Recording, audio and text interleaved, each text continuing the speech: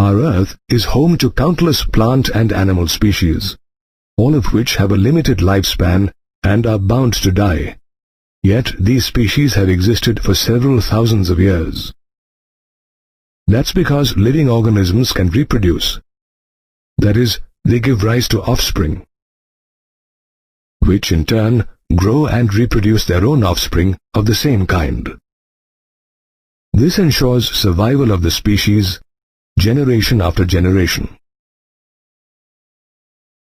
In living organisms, we see two types of reproduction: sexual and asexual. In sexual reproduction, a gamete from the male parent fuses with a gamete from the female parent to form a zygote. However, in asexual reproduction, the organism or the parent cell divides to give rise to morphologically and genetically identical organisms called clones. Asexual reproduction, commonly seen in protists, moneruns, and fungi, is of many different types. The amoeba, for instance, reproduces by binary fission, where the parent cell divides into two halves and each half develops into a daughter cell. Likewise, bacteria too reproduce through binary fission. Yeast, on the other hand, reproduces through budding, where the parent cell produces small buds through mitosis. These buds initially remain attached to the parent cell and then separate to develop into new organisms. While yeast reproduces through budding, other members of the fungi kingdom, such as penicillium, reproduce through conida, a special asexual reproductive structure. Apart from fungi, we also see asexual reproductive structures in certain members of kingdom Animalia. In the case of Hydra, buds which develop on the parent body serve as a means of reproduction. Likewise, the sponge produces internal buds called gamules that aid in asexual reproduction.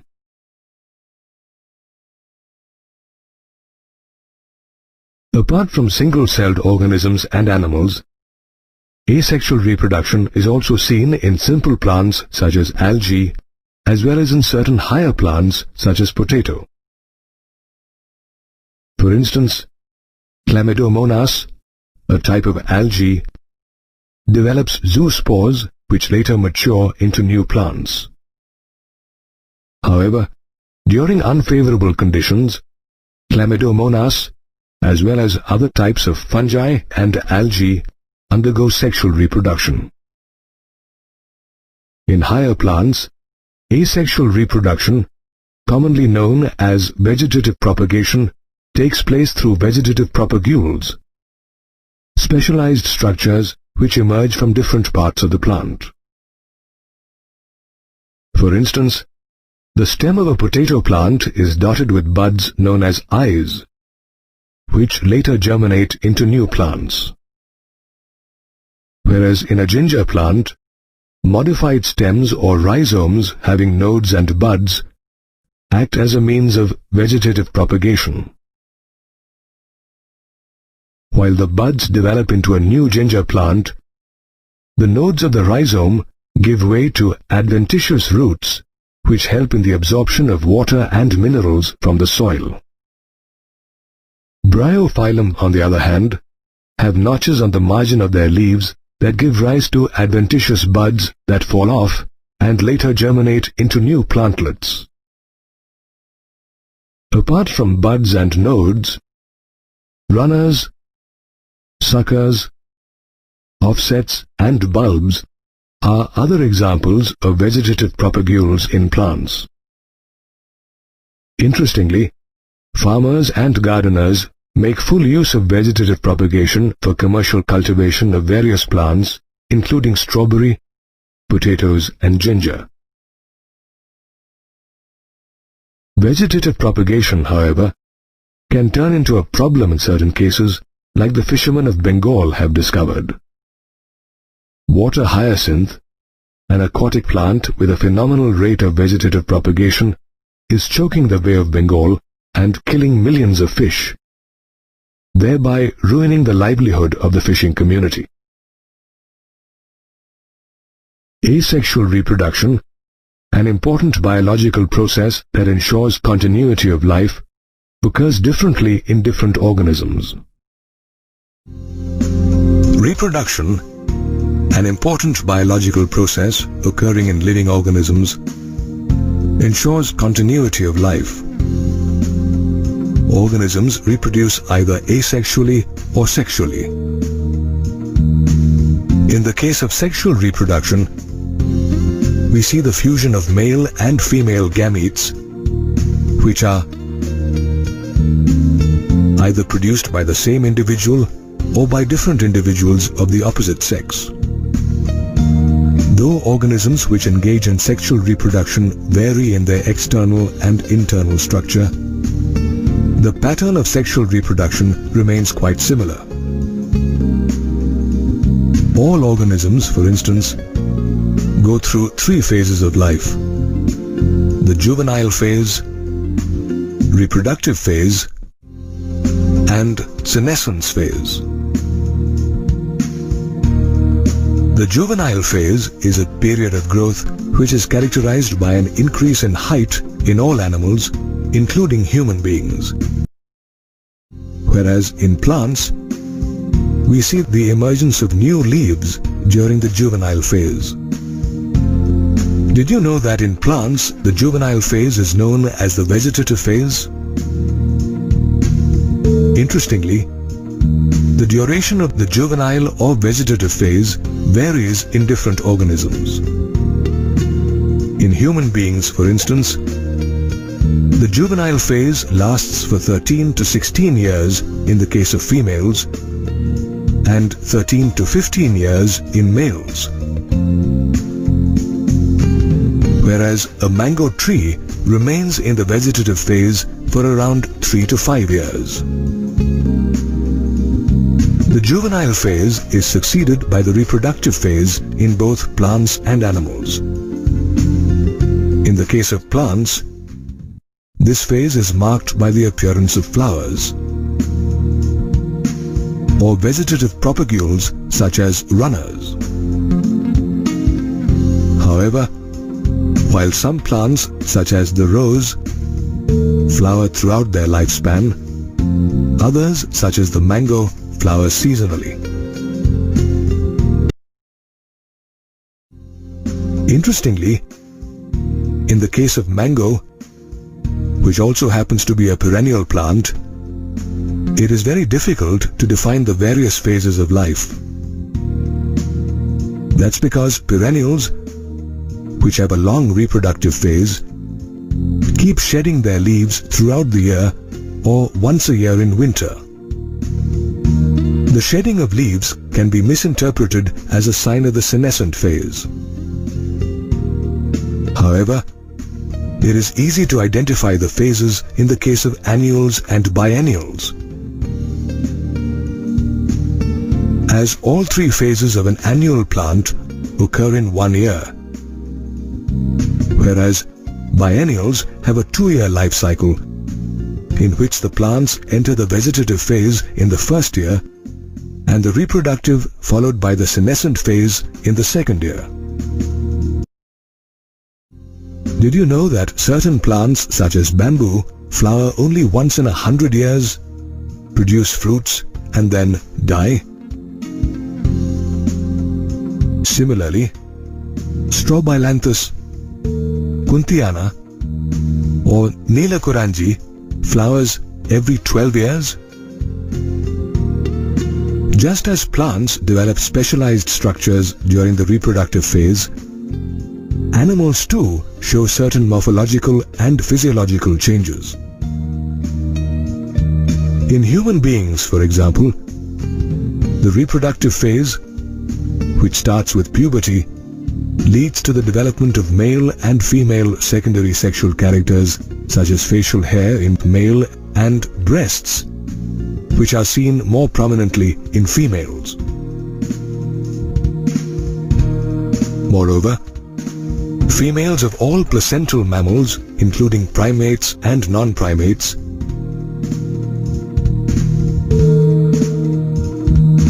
demonstrate cyclical changes in the activities of their ovaries and accessory ducts, as well as hormones during the reproductive phase. Known as the menstrual cycle in primates and the estrous cycle in non-primates, these cycles stop once the female becomes pregnant and resume after the female has given birth to offspring. Moreover, placental mammals, especially those living in the wild, exhibit these cyclical changes as well as breed only during favorable seasons. These mammals are therefore called seasonal breeders. Sheep, for instance, have spring as their favorable season for breeding. Breeding during spring allows for the birth of lambs at an optimal time. That is, when the weather is warm and there is plenty of grass and water available in nature. In human beings, on the other hand, the females experience the menstrual cycle and are active throughout their reproductive phase. They are therefore called continuous breeders. The end of the reproductive phase in living organisms coincides with the beginning of the senescent phase, during which we see changes such as senility, non-existence of the menstrual or estrous cycle, and slowing of metabolism. Senescence ultimately leads to death. Interestingly, the transition between the three stages is controlled by hormones as well as environmental factors. For instance, the release of the hormone estrogen triggers the menstrual cycle in girls. Moreover, girls living in tropical regions experience menstruation at an earlier age than those living in temperate regions. In most organisms, the reproductive phase plays a crucial role as it ensures continuity of life. The birth of an offspring is perhaps one of the most important and joyous events in the life of a sexually reproducing organism.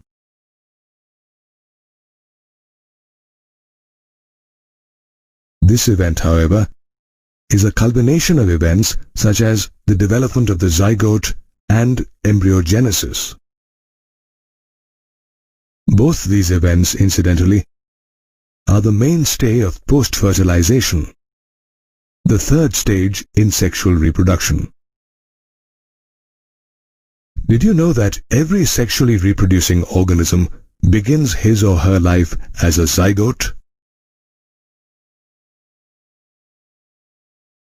Depending on whether fertilization is internal or external, the zygote is either formed inside the organism or outside in an external medium such as water.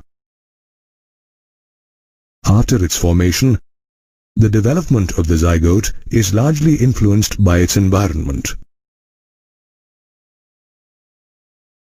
After its formation, the development of the zygote is largely influenced by its environment. Take the case of organisms such as fungi and algae, whose zygotes are formed either in water, rocks, or soil. These zygotes develop thick walls that are resistant to desiccation as well as environmental damage. However, an unfavorable environment forces the zygote to undergo a period of rest and start storing nutrients before germinating. The environment also influences the germination of the zygote. Apart from the environment, the development of the zygote is also influenced by the life cycle of an organism. If the organism has a haplontic life cycle, as in the case with Chlamydomonas, you will notice that the zygote divides meiotically and forms haploid spores.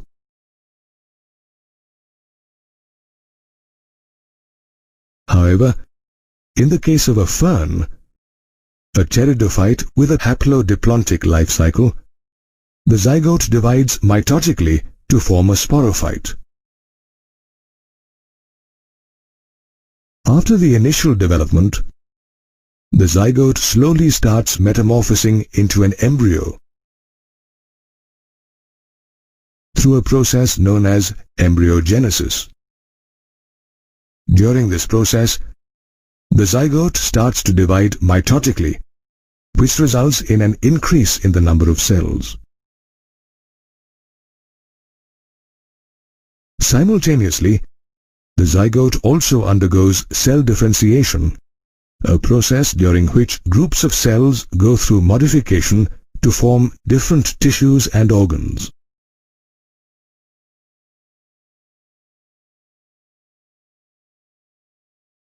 For example, the cells of an embryo differentiate to form nervous tissue, which later develops into organs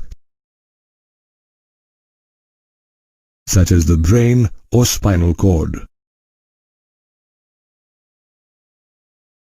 Embryogenesis, which occurs in almost all animals, can take place inside or outside the body of the female.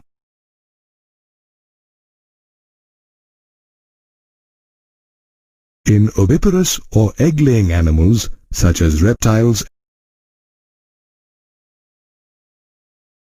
and birds, the process of embryogenesis takes place outside the body of the female, that is, in eggs laid by these animals. The eggs, covered by a hard calcareous shell, are usually laid in a sheltered place such as pens and treetops to keep them safe from the prying eyes of predators. Once the incubation period is over, the young ones hatch from these eggs. In the case of viviparous animals such as mammals, the process of embryogenesis occurs inside the body of the female. The embryo derives all its nourishment from its mother and begins to develop into a young one. After attaining a certain stage of growth, the young one is ready to emerge from the body of the female. Did you know that the young ones of viviparous animals have a better chance of survival than the young ones of oviparous animals, as the body of a female offers better nutrition and protection than an eggshell?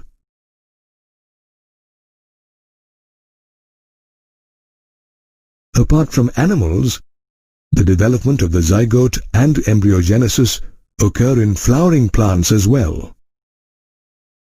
Interestingly, the formation and subsequent development of the zygote inside the ovule triggers the withering of other parts of the flower, including the sepals, petals, and stamens.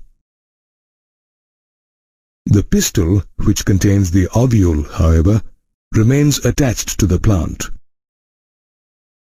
During embryogenesis, the zygote develops into the embryo, whereas ovules develop into seeds. The ovary, on the other hand, develops into a fruit. The fruit is covered with pericarp, a thick wall that protects the seeds and the embryo.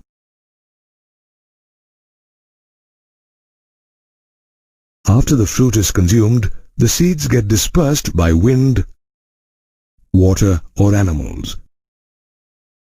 These seeds later germinate into a new plant. Thus, in both plants and animals, the formation of a new life hinges on the development of a zygote and embryogenesis, the two post-fertilization events. Sexual reproduction, which is common in higher plants and animals, is a far more complicated and elaborate process than asexual reproduction. This form of reproduction essentially involves the fusion of male and female gametes, produced by reproductive structures such as the strobili, stamen and pistil in the case of plants, and testes and ovaries in animals.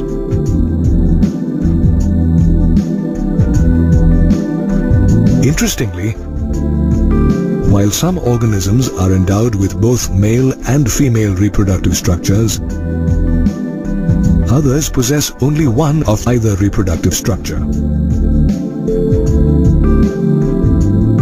For instance, gymnosperms such as pinus possess both male and female strobili and are called bisexual or monoecious plants.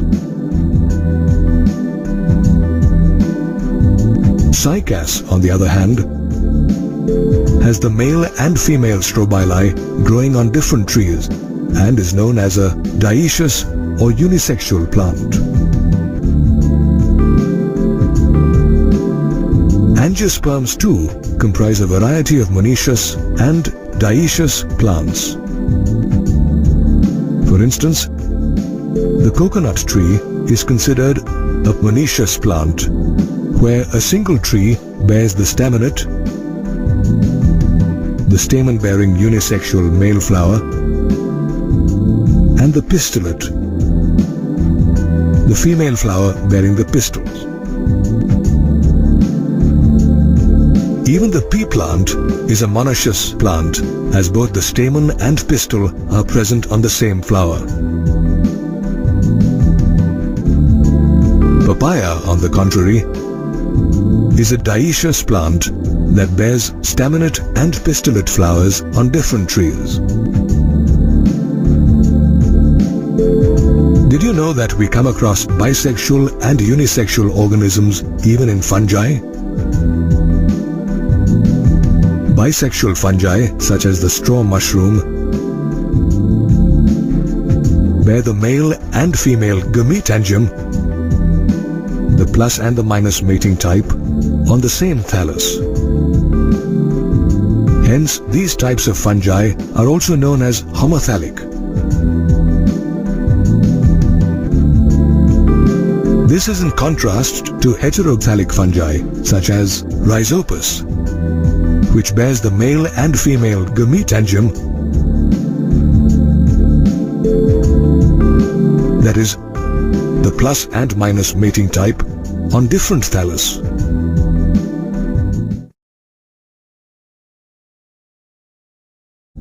Apart from fungi, we also see unisexual and bisexual organisms in the animal kingdom.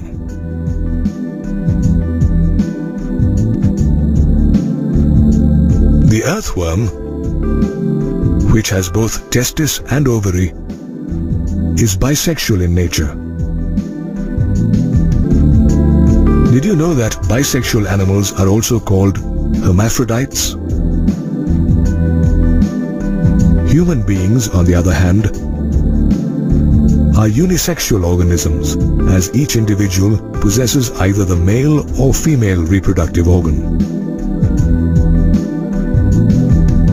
Regardless of whether organisms are unisexual or bisexual, reproductive structures play an important role in sexual reproduction, a process that's divided into three distinct stages, namely the pre-fertilization, fertilization, and post-fertilization stage.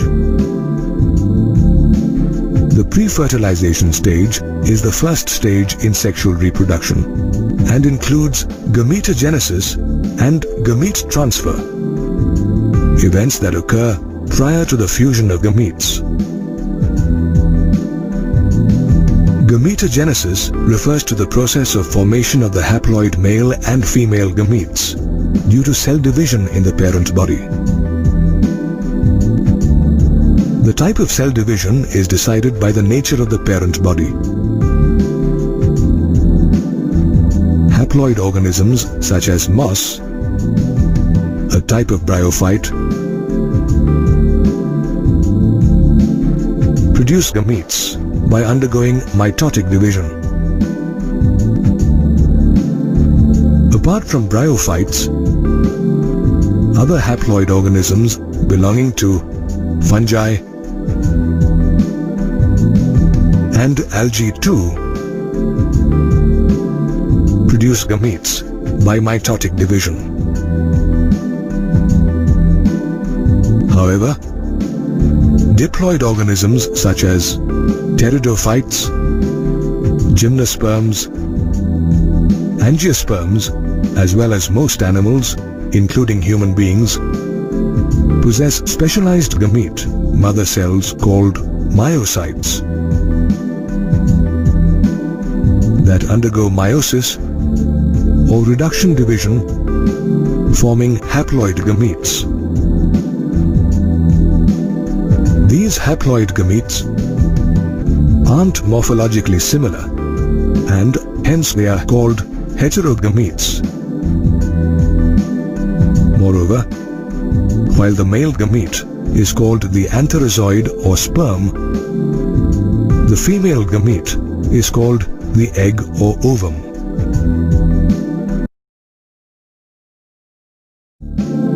Most sexually reproducing organisms, including human beings, are heterogametic, which means their gametes are heterogametes. However, in the case of some algae such as cladophora, the gametes are so strikingly similar that it is not possible to categorize them as male and female gametes. Such gametes are therefore called homogametes or isogametes. Regardless of whether they are homogametic or heterogametic, the formation of gametes is followed by gamete transfer, a process during which male gametes are brought in proximity with female gametes.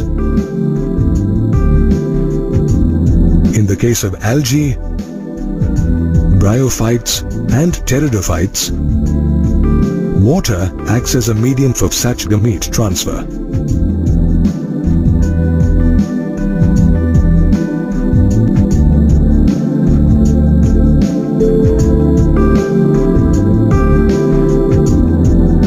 The motile male gametes produced by these plants make use of water currents to reach the stationary female gamete.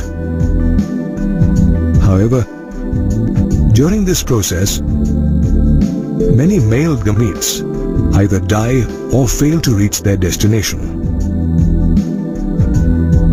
To overcome this lacuna, most plants produce several thousand male gametes to ensure that at least some of them reach the female gamete. While water facilitates the transfer of gametes in lower plants, wind, bees and insects facilitate the transfer of gametes in higher plants, including angiosperms. In these plants, the anther contains pollen grains which contain the male gametes. The female gamete, on the other hand, lies inside the ovule, a part of the ovary, which together with the style and stigma comprises the pistil. For fertilization, it is necessary for pollen grains to be deposited on the stigma so that they reach the embryo sac. This deposition occurs in different ways in different plants. In the case of monoecious plants, such as the pea plant, the anther sheds the pollen grains soon after they have matured, which then fall on the stigma. In the case of dioecious plants, the transfer of pollen grains to the stigma takes place through pollination, a process in which wind, insects or bees deposit the pollen on the stigma. These pollen grains then germinate and produce a pollen tube that contains the male gametes. This tube penetrates the stigma and style to reach the ovule, where the male gametes are discharged. While plants depend on water and wind for gamete transfer, unisexual animals such as human beings have developed a special mechanism called copulation for gamete transfer. Thus, whether in animals or plants, gamete transfer and gametogenesis are the two main events that occur in the pre-fertilization stage of sexual reproduction. Fertilization, the second stage in sexual reproduction, is also the hallmark of the process. During this stage, the male and female gametes fuse to form a diploid zygote. Did you know that syngamy is the other word used to describe the process of fusion of gametes or fertilization? Interestingly, fertilization does not occur in every sexually reproducing organism. In certain organisms, such as turkey, rotifers, honeybees, and even some lizards such as Nemidophorus neomexicanus, a process called parthenogenesis takes place.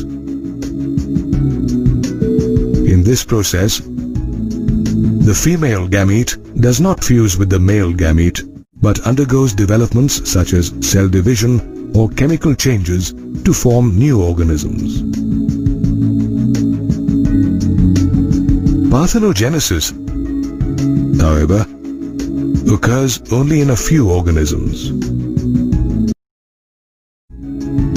Fertilization, on the other hand, occurs in a wide variety of aquatic as well as terrestrial organisms. However, the way fertilization occurs in aquatic organisms is very different from the way it occurs in terrestrial organisms. In most aquatic organisms, including algae, fish, and amphibians such as frogs, fertilization is external, where the male and female release their gametes in water, and the fusion of the gametes as well as the formation of the zygote occurs outside the body of the organism, that is, in an external medium such as water. During external fertilization, the gametes are released in large numbers, which translates into a large number of offspring. These offspring, however, are vulnerable to attack from various predators, including big fish, which decreases their chances of surviving till adulthood.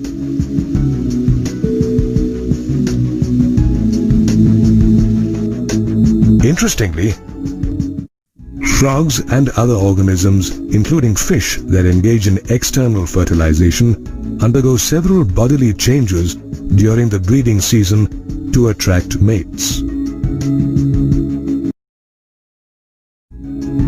Take the case of the three-spined stickleback, where both the male and female sport a silvery white belly.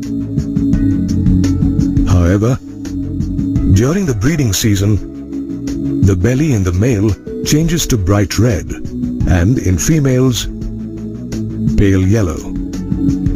However, such changes occur synchronously,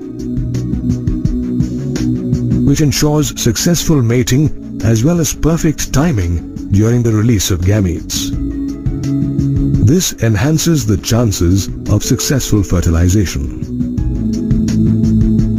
While external fertilization is common in aquatic organisms, internal fertilization is common in terrestrial organisms, including fungi, reptiles, birds, mammals, and in a majority of plants, including bryophytes, pteridophytes, gymnosperms, and angiosperms. In internal fertilization, the fusion of gametes occurs inside the body of the female. While the female gamete, which is formed inside the body of the female organism, is stationary in nature, the male gamete is motile, which makes it possible for internal fertilization to take place. Did you know that though male gametes are produced in large numbers, there is a remarkable reduction in the number of female gametes that are produced? However, not all terrestrial organisms possess a motile male gamete. In seed plants, for instance, the pollen grains present inside the anther bear non-motile male gametes.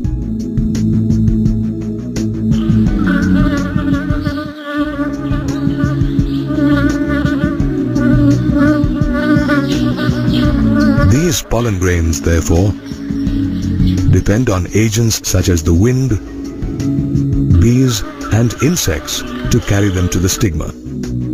When these pollen grains are deposited on the stigma, they germinate to form a pollen tube. This tube then travels downwards towards the ovule, where it discharges the male gamete. These male gametes unite with the female gamete to form a zygote, thus completing the fertilization process. Fertilization, thus, is an important process that ultimately results in the formation of a new life.